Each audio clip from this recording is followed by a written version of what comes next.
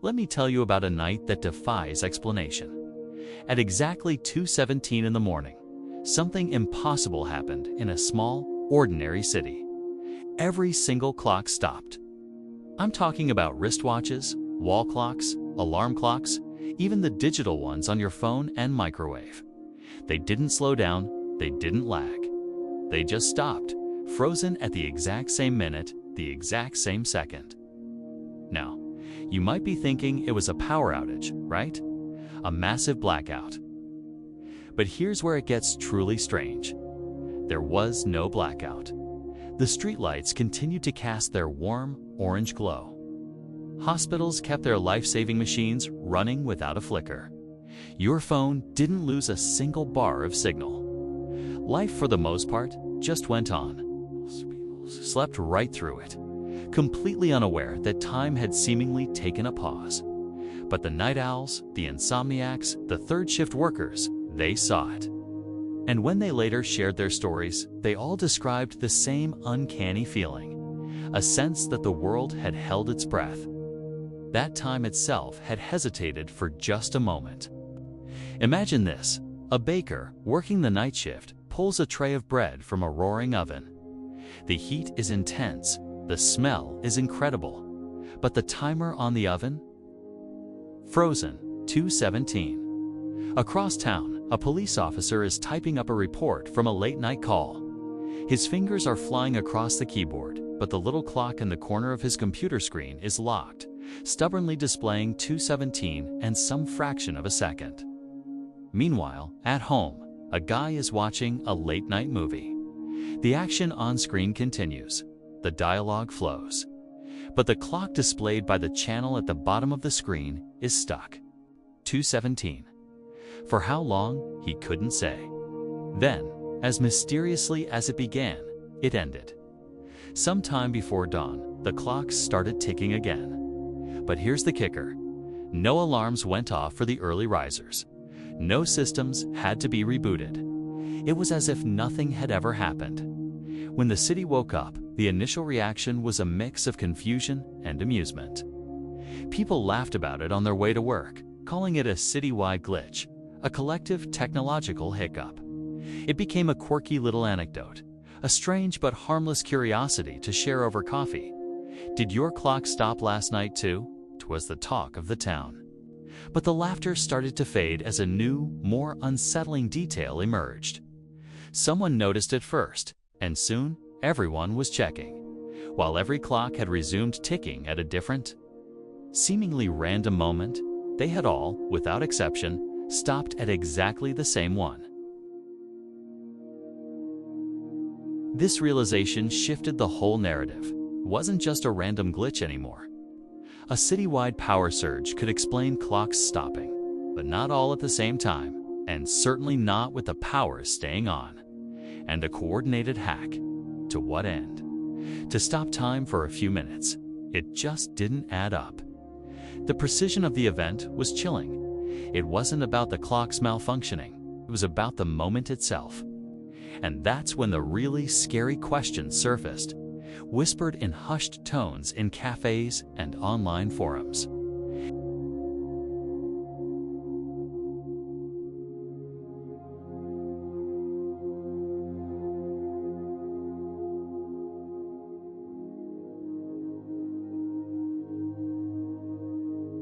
What event was so significant, so powerful, that it managed to momentarily pause time itself for an entire city?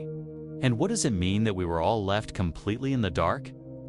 The official explanation came almost immediately. City officials were quick to address the strange incident, calling it a temporary synchronization failure. A minor software glitch, they said, had caused a brief freeze in several public systems. It was nothing to worry about, no danger to the public, and certainly no need for an investigation. It was a neat, tidy explanation designed to calm everyone down. But there was a massive hole in their story. Most of the clocks that stopped weren't smart devices. They weren't connected to any network, any grid, or any central system. We're talking about old-school mechanical watches, battery-powered wall clocks that have been ticking for years. And even those dusty alarm clocks you find at garage sales, bought decades ago. They had absolutely nothing in common with each other, technologically speaking. Nothing, except for the exact moment they all froze in time. A retired watchmaker, a man named Elias Novak, was one of the first to sense that something was deeply wrong. That night, he was hunched over his workbench, carefully repairing a beautiful mechanical clock from the 1950s. This clock was a masterpiece of gears and springs. No electricity, no microchips, no signal of any kind. When it suddenly stopped, his first thought was that he'd made a mistake, a rookie error after a lifetime of expertise. But then, a cold feeling washed over him as he glanced down at his own wristwatch. It had stopped too. He looked around his workshop, a place filled with the gentle, constant ticking of countless timepieces. Now, there was only silence. One by one, every clock had stopped. With a trembling hand, Elias grabbed his notebook and wrote down the time, 2:17 a.m. The following morning, he picked up the local paper, his curiosity now a gnawing unease. The letters to the editor section was flooded.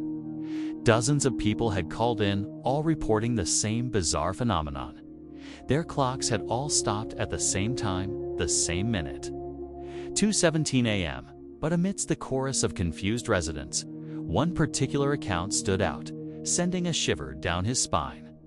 It was a call from a nurse at the city hospital. She reported that at precisely 2:17 a.m., a patient's heart monitor had flatlined for exactly 1 second.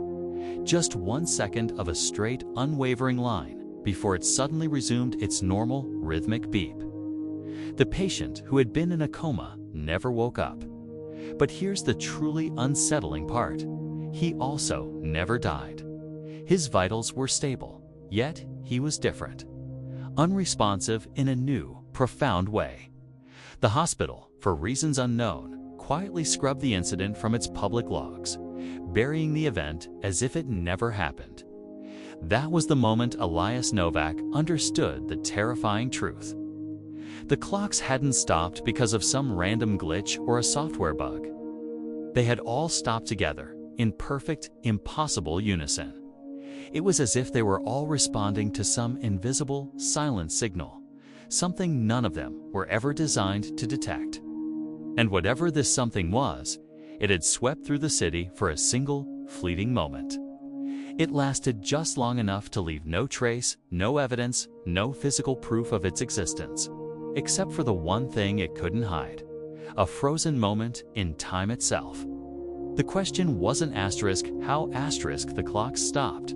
The question was what stopped with them. What happened in that single, stolen second at 2:17 a.m.? Ever had one of those moments, when the world just seems to pause? 3 months ago, something like that happened. It wasn't a global event splashed across the news. It was quiet. So quiet, most people just brushed it off as a weird feeling, a moment of déjà vu. Life went on, but the questions lingered, whispered in online forums and late-night conversations. What exactly happened that night? The first real clue didn't come from a press conference or a government announcement. It came from a place you'd never expect: a routine archive request. A document, mislabeled, unsigned, and marked non-critical, was found tucked away. It originated from a government research facility, one of those anonymous buildings you drive past every day, located just outside the city. This document was the key. According to this report, an experimental system was activated on the night of the incident, precisely to 16 a.m. The project's name was blacked out, redacted completely. But its purpose was chillingly clear. The words on the page read, "Temporal Reference Stress Test." What does that even mean? Well, the system was designed to test how timekeeping devices react to extreme localized anomalies. And not just your smartphone or the clock on your microwave. Not just digital systems connected to a network. The document specified all clocks, mechanical watches, grandfather clocks, everything. The test was scheduled to last for 1 second, Exactly 1 second. This is where it gets strange. The report noted an unexpected result. It said all monitored devices ceased time progression simultaneously. Think about that. Every single clock they were watching just stopped. No damage was reported. No alarms went off. To any outside system, it would look like nothing happened at all. It was the perfect glitch. But buried deep in the report, near the very end of the page, was one line that stood out. It read, "Human physiological response remains inconsistent and unmeasurable." Inconsistent and unmeasurable.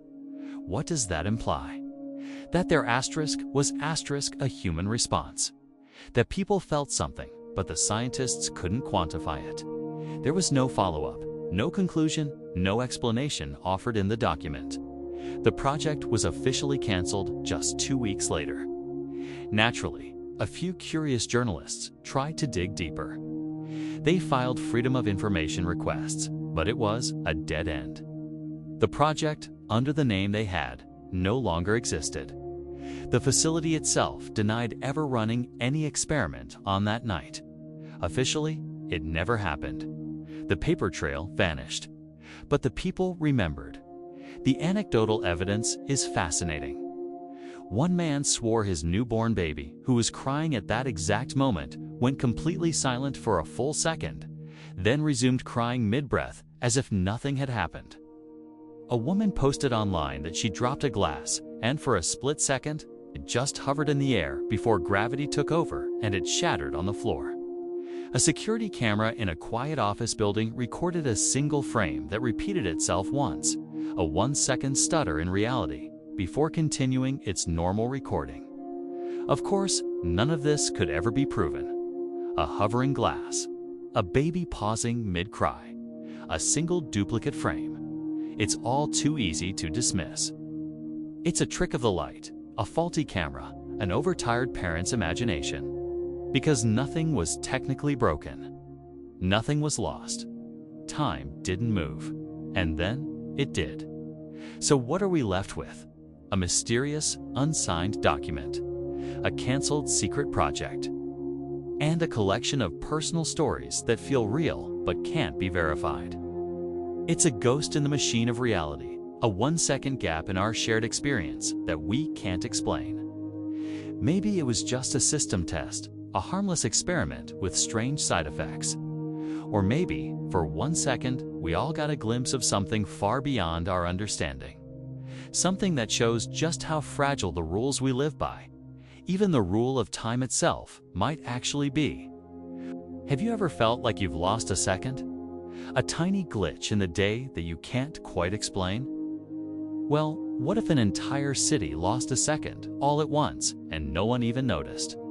This is the story of a moment that wasn't supposed to exist. It begins with an incident, long ago, that was so subtle it was almost immediately forgotten. There were no news reports, no anniversaries, no official records. It was as if it never happened. It was a ghost in the timeline, a whisper of a memory that faded before it could even form. And it would have stayed that way, buried forever, if not for a man named Elias Novak and the notebook he left behind. Elias was a city maintenance technician, a meticulous man who documented everything. After he passed away, his daughter, thinking his journals were just old work logs, donated them to a local historical archive. For years, they sat on a dusty shelf, filled with mundane entries about repairs, spare parts, and daily routines. But one archivist, looking for something entirely different, stumbled upon a page that didn't fit. A page that would change everything. Beneath a date and a specific time, 2:17 a.m., Elias had scrawled a single, chilling sentence. A sentence he never explained to anyone. It read, "The clocks didn't fail. They obeyed just that." The clocks didn't fail. They obeyed. Obeyed what? Tucked into the fold of that same page was a small, hand-drawn sketch. It wasn't a diagram of a machine or a circuit board. It was a waveform. But it didn't match any known electrical or mechanical frequency. It was something else entirely. For years, that note and its strange sketch remained a curiosity, a footnote in an old journal. But then, decades later, science caught up. A team of theoretical physicists working on models of spacetime developed a concept they called a momentary reference collapse. Their theory proposed that time itself, under extremely specific and rare conditions, could lose its anchor. It wouldn't stop or reverse, but for an infinitesimal moment, it would become untethered from the consistent forward march we all rely on. This theory was just that, a theory, purely mathematical. Until a young researcher, by sheer chance, came across a digitized copy of Elias Novak's journal. When she saw the waveform he had sketched, she felt a jolt of recognition. It was almost identical to the theoretical model of a reference collapse. The team was electrified. They decided to run a simulation based on Elias's drawing. They wanted to see what would happen if that exact waveform was introduced into a complex, interconnected system, like a city's infrastructure. What they discovered was deeply unsettling. The simulation showed that the waveform didn't directly affect the clocks first. It didn't cause them to break or malfunction in a way you'd notice. Instead, it affected the fundamental reference point that all timekeeping devices follow. Imagine every clock, every computer, every traffic light, and even the biological rhythms in every living being, all looking to the same cosmic metronome to keep the beat.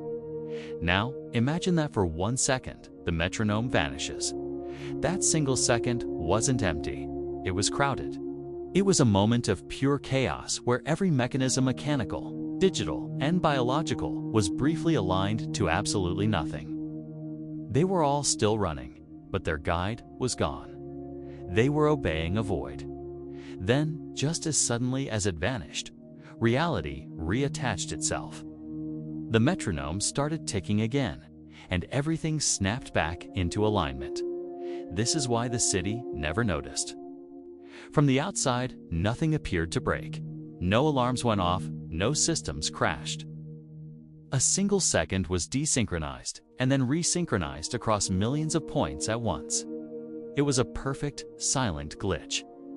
The only thing that broke that night was an idea we all take for granted: the idea that time is a constant, unyielding river. Elias Novak, standing in a quiet control room at 2:17 a.m., hadn't witnessed a failure. He had witnessed an act of impossible obedience. And so, somewhere in a quiet archive, a report containing that simulation now exists. It's unlabeled, unexplained, and buried deep within digital folders. It's a modern echo of Elias's original note. Both are just waiting, holding the secret of a second that fell out of time and waiting for the next one to arrive. Thanks for watching. If you enjoy exploring these kinds of mysteries, be sure to subscribe and hit that notification bell so you don't miss our next journey into the unknown.